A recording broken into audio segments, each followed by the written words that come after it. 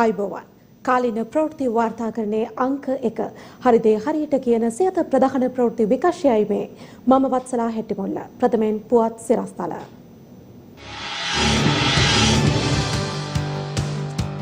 අවුරුදු කන්න අමාරුයි බඩු ගණන් වැඩි වාසිය ව්‍යාපාරිකයින්ට ජනතාව කියයි ආණ්ඩුව ජනතාවට මුං කැවුමක්වත් කන්න බැරි තැනට ආර්ථිකය ගෙනල්ලා ජේසීගෙන් චෝදනා සමෘද්ධි සහ අඩු ආදායම්ලාභීන්ට අමතරව තවත් කණ්ඩායම් කිහිපයකට හෙට සිට 5000 දීමනාව 5000 දින දෙකකින් ලබා දීම ප්‍රායෝගික නැහැ ග්‍රාම නිලධාරීන් සහ සමෘද්ධි නිලධාරීන් කියයි හෙට නිවාඩුව පෞද්ගලික හා රාජ්‍ය බැංකුවලට නැහැ වෙළඳ නිවාඩුවකුත් නෙවෙයි රාජ්‍ය පරිපාලන අමාත්‍යාංශය නිවේදනය කරයි උත්සව සමයේ සෞඛ්‍ය නීති රීති පිළිපදිනවාද යන්න සොයා බැලීමට ප්‍රාදේශීය පොලිස් නිලධාරීන්ට චක්‍රලේඛයක්. යාපනයේ කොවිඩ් අවධානම තවදුරටත් ඉහළ යයි.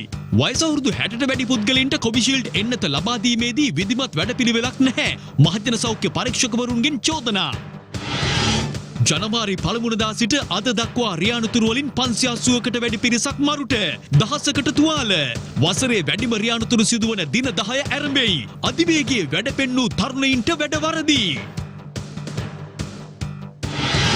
ගුවන් සෙබළ රොෂාන් අබේසුන්දර තැබූ අනගි භවනීය ආසියානු වාර්තාව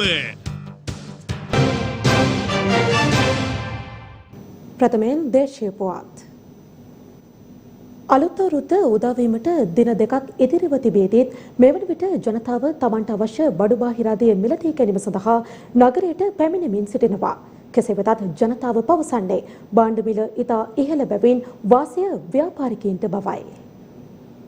සිංහල හින්දු අලුත් අවුරුද්ද උදාවීමට ඇත්තේ තවත් දින දෙකක කාලයක් පමණයි. ඒ වෙනුවෙන් දිවයින පුරා සිංහල දමිළ ජනතාව මෙවන විට විශේෂ සූදානමකින් පසුවනවා. පසුගිය වසරේ මෙම කාලය තුළ රටේ පැවති කොරෝනා වසංගත තත්ත්වයේ හේතුවෙන් සිංහල හින්දු අලුත් අවුරුද්ද සැමරීමට ජනතාවට අවස්ථාව හිමි වුණේ නැහැ. කෙසේ වෙතත් මෙවන විට රටේ පවතින කොරෝනා වසංගත තත්ත්වයේ පාලනයත් සමග මෙවර අලුත් අවුරුද්ද සෞඛ්‍යාරක්ෂිත ක්‍රමවේදයන්ට අනුකූලව සැමරීමට ජනතාවට අවස්ථාව හිමි වනවා. ඒ අනුව එළඹෙන සිංහල හින්දු අලුත් අවුරුද්ද වෙනුවෙන් ජනතාවගේ සූදානම පිළිබඳ සොයා බලන්නට අද අපි ජනාකීර්ණ කොළඹ නගරයට ගියා. සිංහල අලුත් අවුරුද්ද උදා වෙන්න තියෙන්නේ තව දවස් දෙකයි.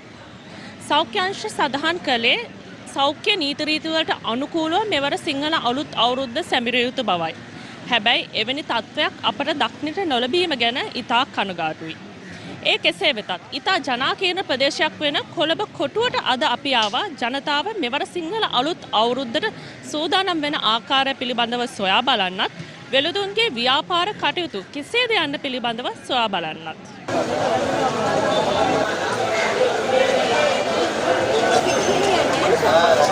නෑ අලුත් අවුරුද්දේ විශේෂයක් නෑ නෝනා. බඩුමිනේ පොඩක් නැගලා තියෙන ගාන. මිනිස්සු ඉතින් එන්නේ නැහැ වෙනදා පුරුද්දටම අඩු ගන්න බලන්නේ. අවුරුදු නම් හොඳයි. බඩු මිලන් ටිකක් ගණන් වැඩි. මිනිස්සු ගාව සල්ලි නැහැ. ඒ නිසා වෙළඳාම අඩුයි අපිට. බඩු මිල ගිය අවුරුද්දට වඩා එකට දෙකක් වැඩි. මහජනයා බොහොම අමාරුවෙන් ජීවත් වෙන්නේ. ලොකුවට මේ සැරේ බඩු ඉහළයි කියලා තේරෙන්නේ නැහැ. අවුරුද්දේ සල්ලි දින හැමදාම අවුරුදු වේ.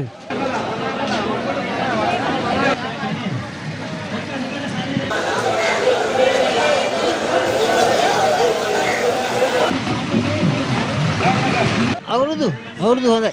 අවුරුදු ජය. බඩු නම් ගණන්. මේ කඩකාරන ජය.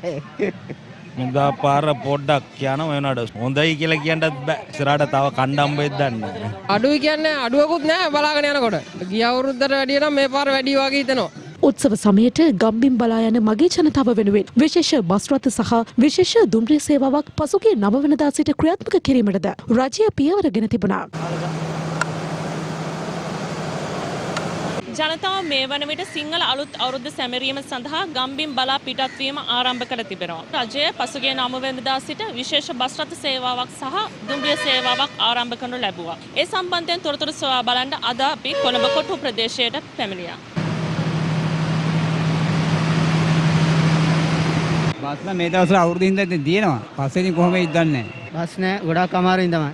අපි දැන් පේකමාරක් විතර යනවා. බස් තියෙනවා.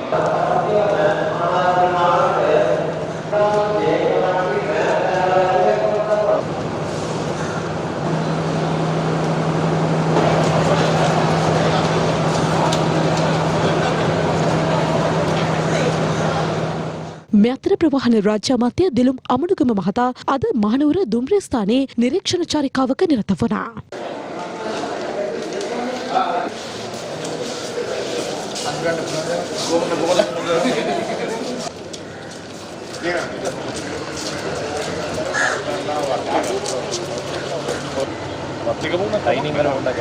ඔබතුමාලා දැක්කා අපිට පළවෙනි වතාවට පුළුවන් වුණා මේ වතාවේ සිංහල හින්දු අලුත් අවුරුද්ද වෙනුවෙන් සෞඛ්‍ය නීති පවත්වා ගනිමින් විශාල ජනතාවක් ප්‍රවාහනය කරන්න. සාමාන්‍යයෙන් හොඳ දෙයක් කරුණාම මේක ඉස්මතු වෙන්නේ නැහැ ඒක සාමාන්‍ය තත්ත්වයක්. මේ පහුගිය දින දෙක තමුන්නාන්සලා බැලුවොත් කොළඹ වෙන්න පුළුවන්, රටේ අනිත් ප්‍රදේශ වෙන්න පුළුවන්. බස් රථවල ගත්තොත් ආසන ගණනට පමණක් ප්‍රවාහනය කරලා සියලුම මගින් ගම්බින් බලා අපිට යවන්න හැකියාව ලැබුණා සෞඛ්‍ය නීති අනුගමනය කරමින්. ඉතින් ඒක අපි ලබපු විශාල ජයග්‍රහණයක්. ඇතිතරම් බස් රථ අපි ස්ටෑන්ඩ් බයි තිබුණා. නගරෙන් යනකොට මම හිතන්නේ නෑ මේ සැරේ කිසිම කෙනෙකුට අමතර ගාස්තු ගෙවලා ගමට යන්න උනායි කියලා. ඒක සිද්ධ වුණු පළවෙනි වතාව. මේ අතර භාණ්ඩ මිල විශාල ලෙස ඉහළ ගොස් ඇති බැවින් අද වන විට ජනතාවට මුංකැවුමක්වත් පිස ගැනීමට නොහැකි තත්ත්වයක් නිර්මාණය වී ඇති බව පාර්ලිමේන්තු මන්ත්‍රී ජේ.සී. අලවතුවල මහතා චෝදනා කරනවා. ඒ අද කුරුණෑගල ප්‍රදේශයේ පැවති මාධ්‍ය හමුවකදී එක පැත්තකින් බඩු මිල අහස උසට නැගලා. දැන් අපි උදාහරණයක් ගත්තොත් මුං කැවුම් කියන්නේ සිංහල හින්දු අවුරුද්දේ ප්‍රධානම කැවිලි මේසට එන ආහාරයක්. ඒක දැන් බලන්න අද මුං කැවුමක් හදාගන්න. එහෙම නැත්නම් කෑම මේසට ගේන්න අපේ රටේ ජනතාවට කොච්චර වියදමක් යනවද? දැන් මුංගට කිලෝ එකක් මේ වෙනකොට 1200 දක්වා ඉහළට ගිහිල්ලා තියෙනවා. එතකොට කහ කුඩු ග්‍රෑම් 100ක් ගත්තොත් 750යි. එතකොට කිලෝ එකක් රුපියල් 3000 ගානට එහා ගිහිල්ලා තියෙනවා. එතකොට පොල් තෙල් බෝතලයක් ඒක හොඳද වහද කියලා දන්නේ නැහැ. නමුත් රුපියල් 800යි. පොල් ගෙඩියක් රුපියල් 100ට ආසන්න මුදලක් 90යි 100යි. කැකුළු හාල් කිලෝ එකක් රුපියල් 100යි 110යි. සීනි කිලෝ එකක් 125යි. මෙවැනි තත්ත්වයක් ඉතිහාසයේ කවදාවත් ඇති වුණේ නැහැ. මේ වෙලාවේ ඇත්තටම ගොඩක් දෙනෙක් සිංහල හින්දු අලුත් අවුරුද්ද කන්නේ අපි ගියාම බැංකුව වලට ගියාම අපිට පේනවා බැංකුවල උකස් සංශය තමයි අපේ කාන්තාව අම්මලා අක්කලා නංගිලා ඔක්කොම වැඩියෙන්ම පිරිසක් ඉන්නේ. ඒ මොකද තමන්ගේ ඉතුරු වෙලා තියෙන කඩකර ටික උකස් කරලා මේ චාරිත්‍රානුකූලව තමන්ගේ දූ දරුවන් එක්ක නෑදෑයන් එක්ක මේ අවුරුදු කණ්ඩ ලෑස්ති වෙනවා. එහෙම කරලා හරි අවුරුදු කණ්ඩ පුළුවන් හැකියාවක් තියෙනවද? සමෘද්ධි සහ අඩු ආදායම්ලාභී පවුල් වලට අමතරව තවත් කණ්ඩායම් කිහිපයකට හෙට සිට රුපියල් 5000 දීමනාව ලබා දීමට රජය තීරණය කර තිබෙනවා. කෙසේ වෙතත් ග්‍රාම නිලධාරීන් සහ සමෘද්ධි නිලධාරීන් පෙන්වා දෙන්නේ දින දෙකක් වැනි කෙටි කාලයක් තුළ විශාල පිරිසකට මෙම දීමනාව ලබා දීම ගැටලුකාරී බවයි. එළඹෙන උත්සව සමය වෙනුවෙන් අඩු ආදායම් ලාභීන්ට සහ සමෘද්ධි ලාභීන්ට ඊයේ දින රජය විසින් ලබා දීමට තීරණය කළ රුපියල් 5000 දීමනාව එළඹෙන 12 සහ 13 යන දිනවලදී ලබා දීමට තීරණය කර තිබෙනවා. ඒ අනුව සමෘද්ධි බැංකු හරහා අදාළ 5000 දීමනාව ජනතාවට ලබා ගත හැකි බවයි රජය පවසන්නේ. මේ අතර දිවයින පුරා පිහිටි සතුස සහ සමූපාකාර ආයතන ජනතාවට අවශ්‍ය ආහාර ද්‍රව්‍ය ලබා ගැනීම වෙනුවෙන් එළඹෙන 12 සහ 13 යන දින දෙක තුළ විවෘත කර තැබීමටයි තීරණය කර ඇත්තේ. මේ අතර සමෘද්ධි සහ අඩු ආදායම් ලාභීන්ට අමතරව 5000 දීමනාව ලබා දෙන කණ්ඩායම් ලෙස ඊයේ දින චක්‍රලේඛයක් නිකුත් කරමින් වැඩිහිටි දීමනාව ලබන පවුල්, ආබාධිත දීමනාව ලබන පවුල්, වකුගඩු දීමනාව ලබන පවුල්, සියවස් පූර්ණ වැඩිහිටි දීමනාව ලබන පවුල් සහ අභ්‍යාචනා ඉදිරිපත් කර සුදුසුකම් ලැබූ පවුල් නම් කර තිබෙනවා.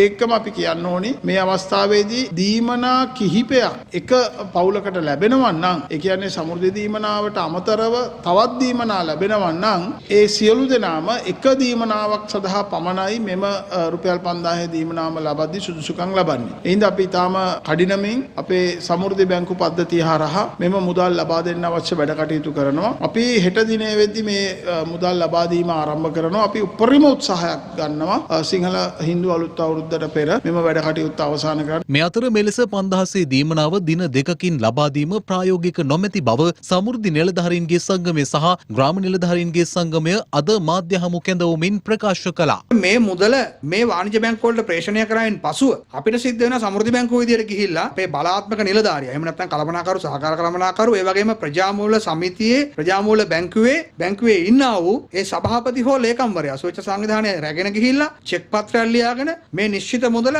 සමෘද්ධි බැංකුවට රැගෙන එන්න. එතකොට අපිට ලොකු වේලාවක් යනවා. ඒකලා මේක අපේ ශ්‍රේෂ්ඨ නිලධාරීන් ලබලා දෙන්න ඕන අපි ශේෂ්ත්‍රයේ ගිහිලා මේ මුදල අපේ කියන ওই ප්‍රතිලාභින්ට දෙන්න කියලා. ඉතින් ඒ දෙන්නකොට මේ කාල සීමාව තුළ මේක අපිට හෙට නිශ්චිත වශයෙන් ඉවර කරන්න බෑ. මේ නිලධාරීන් විදිහට අපේ අමාත්‍යාංශ ලේකම්තුමා හෝ ඒ අවශ්‍ය නිලධාරීන් මේකේ තියෙන ප්‍රායෝගික දුර්වලතාවය දැක්කේ නැද්ද කියන එකයි අපිට අහන්න තියෙන්නේ. අපි මේකට බාධා කිරීමක් කොහෙත්ම කරන්නේ නැහැ. මේ සියල්ල සලකලා බලලා අපි කියන්නේ මේක බිමේ සාර්ථක වෙන්නේ 15 වෙනිදාන් පස්සේ. 17 ලක්ෂයක් වන රාජ්‍ය නිලධාරීන් අතරින් ලක්ෂ 2ක් වන ශ්‍රේෂ්ඨ නිලධාරීන් සහ ප්‍රාදේශීය ලේකම්වරු ඇතුළු නිලධාරීන් අපහසුතාවට පත්වන ආකාරයට ගහෙන් ගෙඩියෙන්නා වගේ චක්‍රලයක නිකුත් කළා. මේ රටේ මහ ජනතාව සහ රාජ්‍ය නිලධාරීන් අතර ගැටුමක් ඇති වෙන තත්වයකට මේවටත් රුපියල් 5000 දීමනාව ලබා දීමේ කටයුත්තට බලධාරීන් එළඹිලා ඉන්නවා. හෙට සිංහල අවුරුද්ද දවසක් තියෙද්දී මෙම දීමනා ගෙවීම සම්බන්ධයෙන් නිලධාරීන්ට බලපෑම් ඇති කිරීම ඉතා කණ්ඩායමක් තත්ත්වයක්. අනිත් අතින් මේ රටේ රාජ්‍ය නිලධාරීන් ඒ වගේම සාමාන්‍ය මහ ජනතාව කොවිඩ් රෝගයට ගොදුරු වීමේ අවස්ථාවකට මුහුණ පාන්න පුළුවන්. ඒ නිසා පැහැදිලිවම එක පැත්තකින් ජීවිතයත් මරණයත් අතර තත්වයකට රාජ්‍ය නිලධාරීන් යොමු කරලා මේ රටේ ජනතාව සහ රාජ්‍ය නිලධාරීන් ගැටුමක් ඇති කරලා මේ කරන්න යන ක්‍රියාවලිය සම්බන්ධයෙන් දැඩි විරෝධය ශ්‍රී ලංකා ග්‍රාම විද්‍යා සංගමය ප්‍රකාශ කර සිටිනවා. මේ අතර රජය විසින් ලබා දෙන 5000 දීමනාව සම්බන්ධයෙන් පක්ෂ විපක්ෂ දේශපාලඥයින් මෙලෙස අදහස් පළ කළා.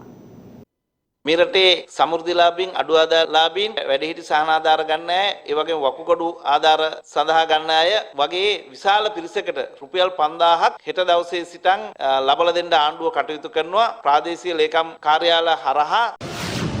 ගැටලුව තියෙන්නේ සමෘද්ධි බැංකුවේ ආදායම් පාවිච්චි කරලා තමයි මේක ගෙවන්නේ. ඒ වගේම රාජ්‍ය බැංකු වල ආදායම් පාවිච්චි කරලා තමයි මේක ගෙවන්නේ. ඒ නිසා දැනටමත් සමෘද්ධි බැංකුව මූල්‍යමය වශයෙන් අර්බුදයට ගිහින් තියෙනවා. ඉතින් මේ බැංකුවේ තැන්පත්කරුවෝ සියලු දෙනාම මේක හරහා අර්බුදයට ගිහින් තියෙනවා. රජය මූල්‍ය කළමනාකරණය පැත්තෙන් තමන්ගේ තියෙන දුර්වලතාවය නැවතත් පෙන්වලා තියෙනවා. ලක්ෂ ගානකට ඒ සහනය ලබා දෙනවා. ඒ සහනය මම හිතන්නේ මේ අලුත් අවුරුදු සමයේ ඊටාම ලොකු සහනයක් වෙනවා ඇති. ඒ දුප්පත් අයට ආර්ථික අතින් අපි පල්ලෙහාට බහැලා තියෙන අවස්ථාවකත් මේ වගේ දේවල් කිරීම ගැන අත් වශයෙන්ම ජනතාව මම හිතන්නේ රජයට ස්තුතිවන්ත විය යුතුයි. අපි මිනිස්සුන්ට රුපියල් 5000ක දීමනාව ලැබීමක් පිළිබඳව කිසිම විරෝධයක් නැහැ. ඒක ඉතාමත් හොඳයි. 5000ක් නෙමෙයි රුපියල් 500ක් හරි මිනිස්සුන්ට හම්බෙනවා නම් මේ වෙලාවේ මිනිස්සුන්ට ලොකු සහනයක්. හැබැයි බලන්න මේ ගත්තු තීන්දුව මොකක්ද කියලා. මේ රටේ සමෘද්ධිලාභී අහිංසක මිනිස්සුන් තමන්ගේ අනිවාර්ය ඉතිරුම් හරහා සමෘද්ධි බැංකුවල ඉතුරු කරපු සල්ලි ටික තමයි මේ ආණ්ඩුව තමන්ගේ අතින් දෙනවා වගේ. අවුරුද්දට නිකන් අවුරුදු කුමාරයා ඇවිල්ලා වගේ නත්තලට නත්තල් සීයා වගේ රුපියල් 5000 බෙදන්න හදන්නේ. අපි දන්නවා පුංචි දරුවෝ ඉන්නවා මේ වෙලාවේ ඇඳුමක් පැළඳුමක් ලබා ගන්න බලාපොරොත්තුෙන්. ඒ වගේම ගෙදරට හාල් ටික ගන්න, එළවලු ටික, පළතුරු ටික ගන්න. ඒ වගේ අමාරුකම් තියෙන විශාල ප්‍රමාණයක් ඉන්නවා. අන්න ඒ අයට තමයි මේ රුපියල් 5000 දීමනාව ලබා දෙන්නේ. මේ වෙලාවේ රජයටත් අමාරු වෙලාවේ රටේ ජනතාව ගැන හිතලා මේ කටයුතු කරේ. රට තුළ පවතින COVID-19 වසංගත තත්ත්වය හමුවේ යාපනය දිස්ත්‍රික්කයේ සියලු සිනමා ශාලා වසා දැමීමට සෞඛ්‍ය අංශ කටයුතු කර තිබෙනවා. මේ අතර එළඹෙන අලුත් අවුරුදු සමය තුළ මහජනතාව නිසි නිරෝධායන නීතීන්ට අනුගතව කටයුතු කරන්නේද යන්න සම්බන්ධයෙන් සොයා බැලීමට ප්‍රාදේශීය පොලිස් නිලධාරීන් සඳහා විශේෂ චක්‍රලේඛයක් නිකුත් කර ඇති බවයි පොලිස් මාධ්‍ය ප්‍රකාශක නියෝජ්‍ය පොලිස්පති අජිත් රෝහණ මහතා ප්‍රකාශ කළේ. රට තුළ පවතින COVID-19 වසංගතයේ හමුවේ එළඹෙන උත්සව සමයේ නිරෝධායන නීති රීතීන් හා පොදු ප්‍රවාහන සේවාවල සෞඛ්‍ය නීතීන් නිසි ලෙස ක්‍රියාත්මක වන්නේද සම්බන්ධයෙන් සොයා බැලීම සඳහා පොලිස් මූලස්ථානයෙන් ප්‍රාදේශීය පොලිස් නිලධාරීන්ට විශේෂ චක්‍රලේඛයක් නිකුත් කර තිබෙනවා. පසුගිය සතියක පමණ කාලය තුළ ශ්‍රී ලංකා පොලිසිය විසින් විවිධ ස්ථානවල දුකරන ලද ආවේශන රාජකාරිවලදී පෙනී ගොස් තිබෙන්නේ ජනතාව කොවිඩ් රෝගය සහ එහි ආරක්ෂණ ක්‍රම ගැන තැකීමකින් අවධානයකින් තොරව කටයුතු කරන ආකාරයක්. මේ නිසාම ඊයේ පොලිස් මූලස්ථානය විසින් විශේෂ චක්‍රලේඛනයක් සියලුම පොලිස් ස්ථානාධිපතිවරුන් සහ ඉහළ පොලිස් නිලධාරීන් වෙත නිකුත් කර තිබෙනවා. එහිදී සඳහන් කර තිබෙන්නේ නිරන්තරයෙන්ම මේ කටයුතු ගැන අවධානය යොමු කර සෞඛ්‍ය සිරිත් අනුව කටයුතු කිරීමට අදාළ සියලු කාර්ය මණ්ඩලවලට උපදෙස් ලබා දෙන ලෙස ඒ වගේම ඒ පිළිබඳව මහජනතාව දැනුවත් කරන ලෙසට විශේෂයෙන්ම සිංහල අලුත් අවුරුදු සමය තුල යාපනයේ දිස්ත්‍රික්කයේ දෛනික කොවිඩ් රෝගීන්ගේ සංඛ්‍යාව දිනෙන් දින ඉහළ යාමත් සමග යාපනයේ දිස්ත්‍රික්කයේ සියලුම සිනමා ශාලා නැවත දැනුම් දෙනතුරු වසා දැමීමට සෞඛ්‍ය අංශ කටයුතු කර තිබෙනවා. උතුරු පළාත් සෞඛ්‍ය සේවා අධ්‍යක්ෂ කේදීශ්වරන් මහතා ප්‍රකාශ කළේ මේ වන විට යාපනයේ දිස්ත්‍රික්කය තුළ විවාහ උත්සව කටයුතු හා පුද්ගලික පන්ති පැවැත්වීම තාවකාලිකව නවතා දමා ඇති බවයි. COVID-19 වෛරසය ආසාදනය වූ නවරෝගීන් 284 දෙනෙකු පිළිබඳව ඊයේ දින තහවුරු වුණා. ඉන් ආසාදිතින් 16 දෙනෙකු විදේශගතව සිට මෙරටට පැමිණි පුද්ගලයන්. ඉතිරි ආසාදිතින් 268 දෙනා දේශීයව හඳුනාගෙන ඇති අතර ඉන් වැඩිම රෝගීන් සංඛ්‍යාවක් වාර්තා වී ඇත්තේ කොළඹ දිස්ත්‍රික්කයෙන්. එම සංඛ්‍යාව 83ක්. කුරුණෑගල දිස්ත්‍රික්කයෙන් ආසාදිතින් 30ක්, යාපනය හා කළුතර දිස්ත්‍රික්කවලින් ආසාදිතින් 29 දෙනා බැගින් වාර්තා වී ඇති අතර සෙසු ආසාදිතින් 97 දෙනා දිවයිනේ සෙසු දිස්ත්‍රික්කවලින් වාර්තා වී ඇති බවයි COVID-19 පැතිරීම වැළැක්වීමේ ජාතික ක්‍රියාන්විත මධ්‍යස්ථානය නිවේදනය කළේ. මේ අතර COVID-19 වෛරසය මර්ධනය කිරීම සඳහා ලබා දෙන ඔක්ස්ෆර්ඩ් ඇස්ට්‍රාසෙනෙකා එන්නත එන්නත් කරන වැඩසටහන යටතේ එන්නත් කර ඇති සමස්ත කොවිෂීල්ඩ් එන්නත් ප්‍රමාණය 9,25,242ක්. එසේම අදාළ එන්නත වයස අවුරුදු 60ට වැඩි පුද්ගලයන් සඳහා එන්නත් කිරීමේදී විධිමත් වැඩපිළිවෙලක් නොමැති බවට මහජන සෞඛ්‍ය පරීක්ෂකවරුන් චෝදනා කර සිටිනවා. එන්නත අවුරුදු 60ට වැඩි අයවලුන්ට කොළඹ සහ බස්නාහිර පළාතේ බැහැර ප්‍රදේශවල ලබා දීම සඳහා විධිමත් වැඩපිළිවෙලක් තාමත් ක්‍රියාත්මක වෙන්නේ නැහැ. ඊටාම පැහැදිලිවම ඒ නිසා ඒක කඩිනමින් ක්‍රියාත්මක කළ යුතුයි කියලා විශ්වාස කරනවා. එහෙම ක්‍රියාත්මක කළොත් ඇත්තටම මේ සිදුවෙන මරණ සංඛ්‍යාව සහ රෝහල්ගත වීම සංඛ්‍යාව අවම කරගැනීමේ හැකියාව ඊටාම පහසුවෙන් කරගන්න පුළුවන් කියන එක පැහැදිලි. ඊයේ දිනේදී සහ පෙරේදා දිනේදී දිවයිනේ බොහෝ ප්‍රදේශවලින් රෝගීන්ගේ යම් වැඩිවීමක ලක්ෂණ පෙන්눔 කරමින් තියෙනවා. ඒ නිසා අලුත් අවුරුදු උත්සව සමයත් එක්ක ඉතාමත් අවදානමකට රට තල්ලු වෙමින් තියෙනවා කියන එක තමයි අපිට පේන්න තියෙන්නේ. ගෝලීය COVID-19 වසංගතය හමුවේ ඉන්දියාවේ දෛනික කොවිඩ් රෝගීන්ගේ සංඛ්‍යාව සීක්‍රයෙන් ඉහළ යමින් පවතිනවා. ඒ අනුව ගත වූ පැය 24 තුළ ඉන්දියාවේ මෙතෙක් වාර්තා වූ දෛනික වැඩිම කොවිඩ් රෝගීන් සංඛ්‍යාව වාර්තා වී ඇති අතර එය 1,50,000 ඉක්මවා ඇති බවයි එරට මාධ්‍ය වාර්තා කරන්නේ. මෙය වාර්තා වී ඇත්තේ ඉන්දියාවේ දෛනික කොවිඩ් ආසාදිතයින් අඛණ්ඩව ලක්ෂය ඉක්ම වූ 5 වන දිනය ලෙසයි.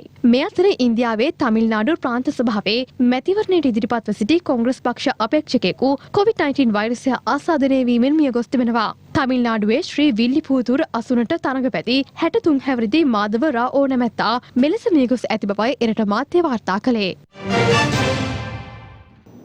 මේ ආරම්භ වී ඇත්තේ වසරේ වැඩිම රියානුතුර සිදුවන දින 10යි. රියදුරන් මගින් පදිකයන් ඇතුළු සියලු දෙනා ඉතා අවධානයෙන් සහ සැලකිලිමත්ව කටයුතු කළ යුතු මෙවන් මොහොතක දක්ෂිණ අධිවේගී මාර්ගයේ නීති උල්ලංඝනය කරමින් මෝටර් රථයක ගමන්ගත් අනුවණින් පිරිසකගේ ක්‍රියාව පිළිබඳව මේ වන විට පොලිස් පරීක්ෂණ ආරම්භ වී තිබෙනවා. වසරේ වැඩිම රියානුතුරු සිදුවන මාසය තමයි මේ අප ගත කරන්නේ අප්‍රේල් මාසය.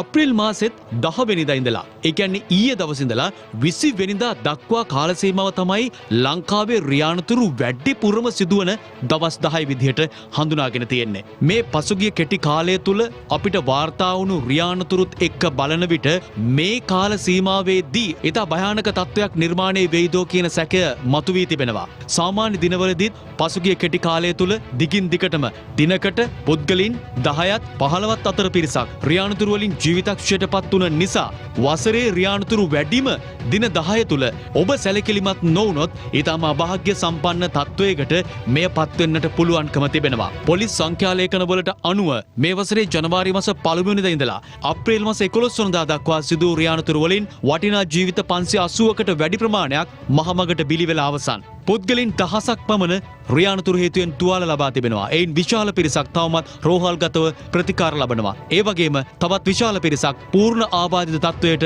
පත් වෙලා ඉන්නවා. මේ නිසා ඔබ දැඩි ලෙසම සැලකිලිමත් විය යුතුයි. මේ පිළිබඳව අප දිගින් දිගටම සියත ප්‍රවෘත්ති ඔබට මතක් කරන්නේ, අනාවරණය කරන්නේ, ඔබව මේ පිළිබඳව දැනුවත් කරන්නේ සතුටින් පිරි අවුරුද්ද දුකෙන් පිරි අවුරුද්දක් නොවන්නට. හැබැයි අපි මෙච්චරත් කියද්දි පොලිසියත් මෙතරම් ඔබ දැනුවත් කරද්දී ආරක්ෂාකාරී වන්න, මාර්ග නීති අනුගමනය කරන්න කියලා අප දුටුවා. දක්ෂිණ අධිවේගී මාර්ගයේදී මධ්‍යම පළාතේ මහනුවර නගරාසන්නයේ පුද්ගලයෙකුට අයත් බවට සැලකෙන මෝටර රථයක් ගමන්ගත් ආකාරය. මේ අනුවණීන් පිරිස මේ වන විටත් පොලිසිය හඳුනා ගනිමින් සිටිනවා.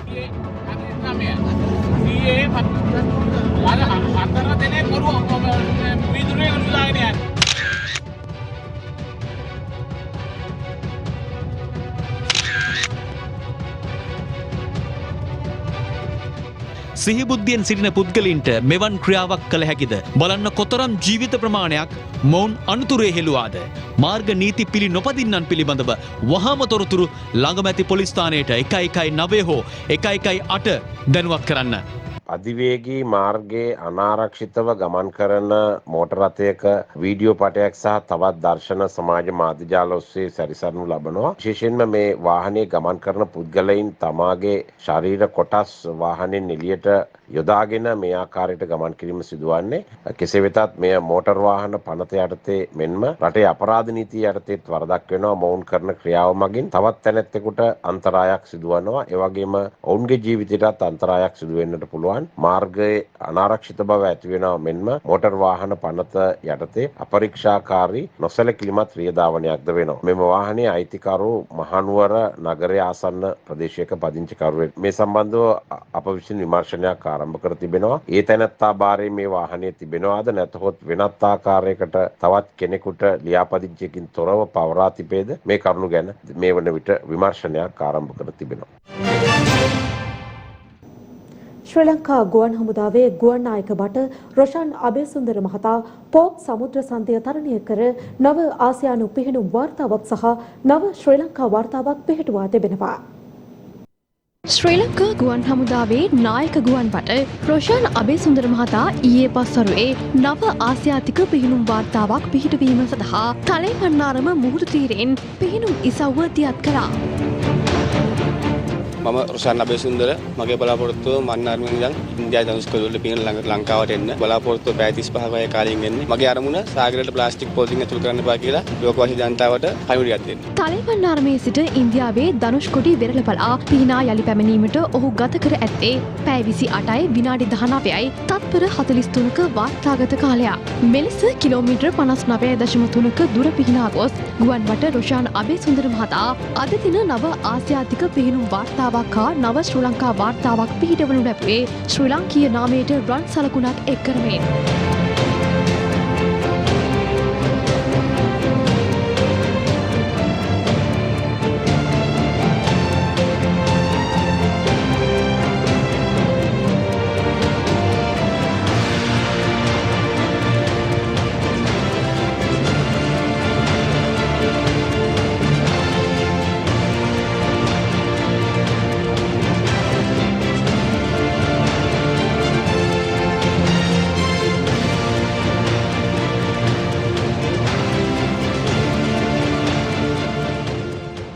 සම්බන්ධව උදව් කරන ගොඩක් ලොකු උදව් කරා ගුවන් හමුදාපතිතුමා ඒ වගේම ක්‍රීඩා භාරක මාල්‍ය ප්‍රධානතුමා ඒ වගේම ඩිරෙක්ටර් ස්පෝර්ට් එකේ සියලුම ඒ අංශය වැඩ කරන සියලුම දෙනා මේ උදව් කරා ඒ වගේම ගොඩක් ලොකු පිරිසක් මේ සම උදව් කරා මේව කර්තව්‍ය සඳහා නම් නොකියු සමුදලාටම ගොඩක් ස්තුතියි මොකද මම මේ තනියම ආවගමනක් නෙමෙයි මේක කරන්න ගොඩක් දෙනෙක් මගේ පස්සෙන් හිටියා ඒ වගේම මම අද දිනේ මේ වාර්තාව ගොඩක් ලොකු ප්‍රමාණයකින් බ්‍රේක් කළා කියන්න බලාපොරොත්තු වෙන්නේ ලෝකවාසී ජනතාවට ප්ලාස්ටික් පොලිතින් සාගරයට මුද හරින්න එපා ඒ දේ මතක තියාගන්න බොහොම ස්තුතියි.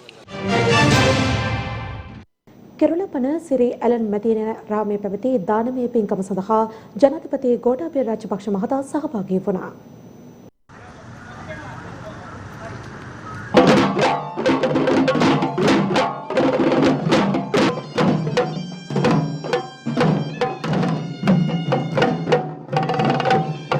විහාරස්ථානයට පැමිණි ජනාධිපතිවරයා පළමුව ආගමික වතාවත් තුළ නිරත වුණා.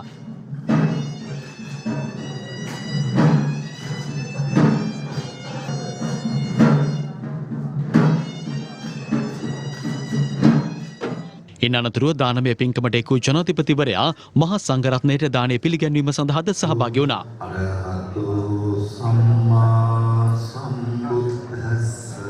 අද යෙදී ඇති පූජ්‍ය උඩුවේ ධම්මාලෝක හිමියන්ගේ ජන්මදිනයට හා හෙටට යෙදී ඇති උන්වහන්සේගේ මෑණියන්ගේ ජන්මදිනයට ආශිර්වාද කිරීම පින්කම් මාලාවේ තවත් අරමුණක්. මල්ලතු පාර්ශ්වයේ අනුනායක හිමිවරුන් වන අතිපූජ්‍ය තිමුල් කුමරු විමල ධර්ම හිමියන්, අතිපූජ්‍ය නියන්ගොඩ විජිතසිරි හිමියන්, අස්ගිරි පාර්ශ්වයේ අනුනායක අතිපූජ්‍ය වෙඩිරේ උපාලි හිමියන්, අමරපුර චූලවංශික මහානිකාය අනුනායක කිරුළපන ඇලන් මෙතිනියාරාම විහාරාධිපති පූජ්‍ය යෝග්‍යානි සෝබිත හිමියන්ගේ ප්‍රධානත්වයෙන් දානමය පුණ්‍ය කර්මය සිදු කෙරුණා.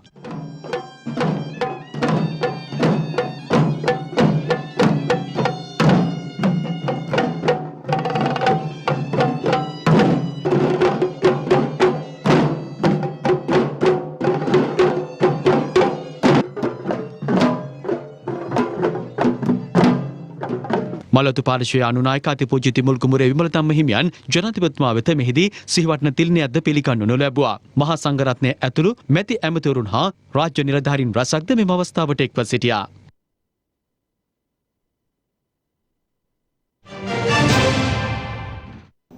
මෙරට දේශපාලඥයෙක් වූ රොනීද මෙල් මහතා හමුවීමට විපක්ෂ නායක සජිත් ප්‍රේමදාස මහතා අද පැමිණියා. 96 වන ජන්මදිනය සමරනු ලබන මෙරට බිහි වූ සුවිශේෂී දේශපාලඥයෙක් වූ රොනීද මෙල් මහතා හමුවීමට විපක්ෂ නායක සජිත් ප්‍රේමදාස මහතා අද පැමිණියා. එහිදී ඔහුගේ ජන්මදිනයට සුබ පැතුම් එක් කළ විපක්ෂ නායකවරයා සුහද පිළිසඳරකද නිරත වුණා.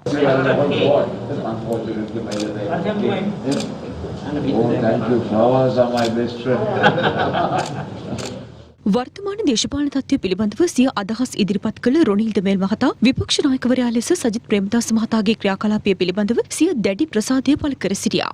අනාගතයේදී මේ රට නිවැරදි දිශානතියකට රැගෙන යාමට හැකියාව ඇති එකම පුද්ගලයා වන්නේද වත්මන් විපක්ෂ නායකවරයා බව ඒ මහතා මෙහිදී සඳහන් කර තිබෙනවා. රජයේ මැදිහත්වේ වෙළඳපොලේ මෙතෙක් තිබූ අතරමැදි ජාවාරම් නතර කිරීමට කටයුතු කළ බව අමාත්‍ය බන්දුල ගුණවර්ධන මහතා පවසනවා. හෝමාගම ප්‍රදේශයේ පැවති වැඩසටහනකින් අනතුරුව මාධ්‍යවේදීන් නැගූ ප්‍රශ්නවලට පිළිතුරු ලබා දෙමින් අමාත්‍යවරයා මේ බව ප්‍රකාශ කළා.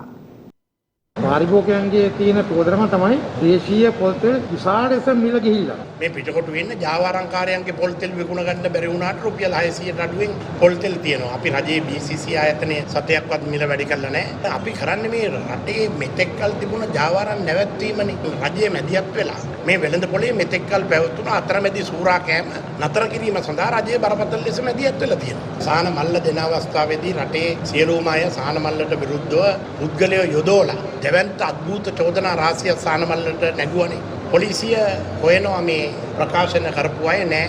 දැන් දුටුතැන අල්ලන වරන්තුවක් ලබාගෙන ඒ අය අත්අඩංගුවට අරන් ඉවෙලා ඒ මාධ්‍යයට තමන්ගේ ප්‍රකාශ ගැන කියන්න කියලා තියෙනවා. මම මගේ නීතිඥයන්ට බාර දීලා තියෙනවා. සතොස්ස සානමල්ලට විරුද්ධව කරපු අපහාසයට කෝටි 50ක වන්දියක් ඉල්ලලා එන්තරවාසියක් යවන්න කියලා නීතිඥයන්ට බාර දීලා තියෙනවා. ඔබතුමාට ඇයි බැරි වුණේ හාල්ම අඩු කරගන්නවා 180කට අපිට ලංකාවේ කඩ ඔක්කොම අපිට අයිති නෑනේ. ඒකට පාලන මිලක් දාන්න බැරිද? පාලන මිල දාලා තියෙනවා. ඔය පාලන මිල ක්‍රියාත්මක වෙන්නේ. දැන් දන්න ලෝකයේ නොදන්න තොරතුරු සොයා යන Do You Know?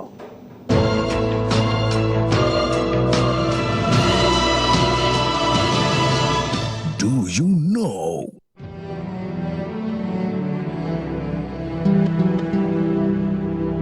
දන්න ලෝකේ නොදන්න දේ සොයා යන ගමනේ අපි අද කතා කරන්න යන්නේ දිව්‍යමය ඖෂධයක් ගැන. ඒ තමයි සිනහව.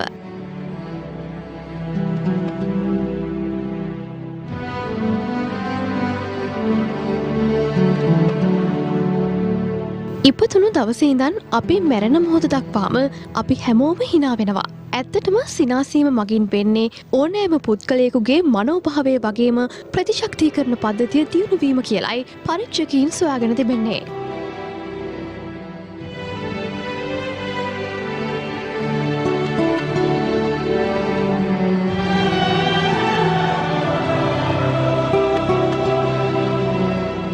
සිනාවෙන් ප්‍රතිශක්තිකරණ පද්ධතිය වර්ධනය වෙනවා වගේම ආතතිය සමනය වෙන බවත් සොයාගෙන තිබෙනවා. සිනාසන විට අපේ මුහුණේ මාංශපේශී 5 සිට 53 දක්වා භාවිතා වනවා.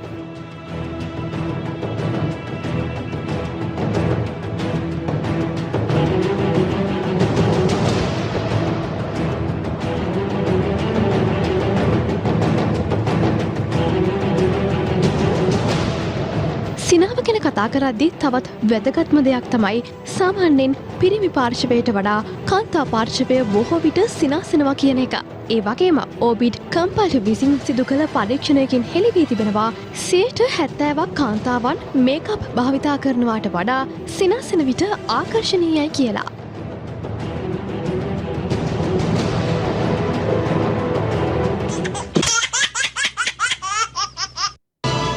Do You Know?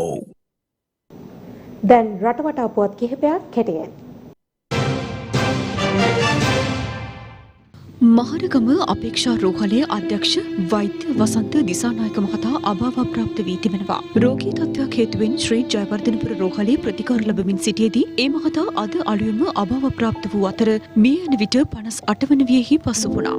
දීර්ඝ කාලයක් අපේක්ෂා රෝහලේ අධ්‍යක්ෂවරයා ලෙස කටයුතු කළ වෛද්‍ය වසන්ත දිසානායක මහතා රෝගීන්ගේ සුබසිත වෙනුවෙන් විශාල සේවාවක් ඉටු කරනු ලැබුවා. ඒ මහතාගේ දේහය පිළිබඳ අවසන් කටයුතු පසුව දැනුම් දෙන බවයි පවුලේ ඥාතීන් ප්‍රකාශ කර සිටින්නේ. නුවරඑළිය ඩෙස්පෝඩ් හරහා තලවකැලේ ප්‍රධාන මාර්ගයේ කොටසක් ඊයේ පස්වරුවේ ගිලා බැසීම හේතුවෙන් එම ස්ථානයේ කොටසක් නායෑමේ අවධානමක් මතුව තිබෙනවා. ඒ හේතුවෙන් රථවාහන ගමනාගමනය එක් මන්තිරුවකට සීමා කර ඇති බවයි අප වාර්තාකරු සඳහන් කළේ. ඔබට ගියක් රටට හෙටක් ජාතික නිවාස වැඩසටහන යටතේ ගම්පහ දිස්ත්‍රික්කයේ දිවුලපිටිය ප්‍රාදේශීය ලේකම් කොට්ටාසේ නව නිවාස 5ක් ජනතා අයිතියට පත් කිරීම රාජ්‍ය අමාත්‍ය ඉන්දික අනුරුද්ධ මහතාගේ ප්‍රධානත්වයෙන් සිදු කෙරුණා.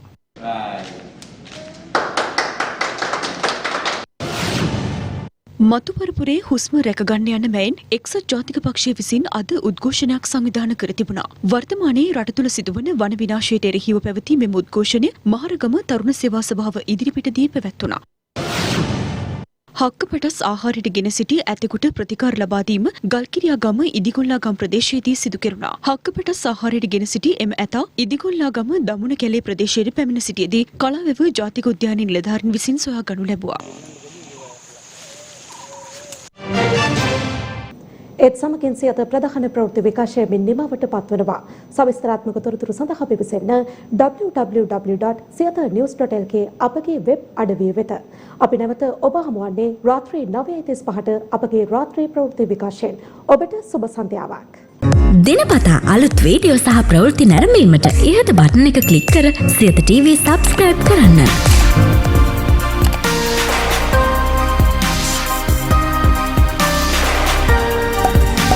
වීඩියෝ ගැන මුලින්ම දැනගන්න මෙම සීනුව ක්ලික් කරන්න.